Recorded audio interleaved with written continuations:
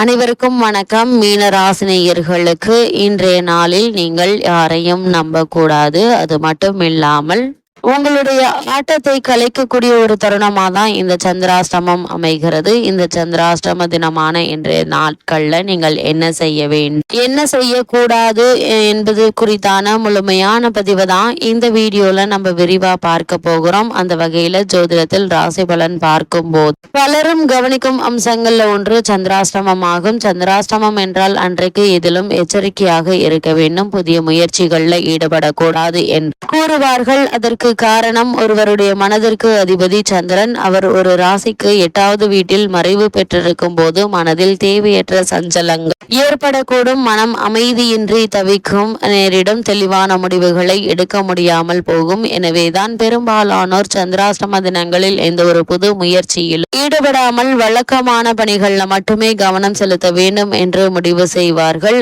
உண்மையில் சந்திராஷ்டமம் என்பது எல்லோருக்கும் கெடுதல் செய்யுமா என்று அதுதான் இல்லை என்கின்றார்கள். அது மட்டுமில்லாமல் சந்திராஷ்டமம் என்றாலே இன்றைக்கு எல்லோர் மனதிலும் ஒருவித அச்ச உணர்வு ஏற்படுகிறது. ஆனால் அப்படி பயப்பட தேவையில்லை. சந்திராஷ்டமம் எல்லா நட்சத்திரக்காரர்களுக்கும் தொல்லை தராது. மேஷம், ரிஷபம் மற்றும் கடக ராசியில் பிறந்தவர்களுக்கு சந்திராஷ்டமம் நல்லது மட்டுமே செய்யும் என்று கூறினார்கள். தொடர்ந்து சந்திராஷ்டமம் என்றால் என்ன, அதற்குரிய பரிகாரங்கள் என்ன என்று பார்க்கும்போது, சந்திராஷ்டமம் என்பது ஒரு ராசியிலிருந்து 8வது ராசியில் சந்திரன் சஞ்சரிக்கக்கூடிய காலமாகும்.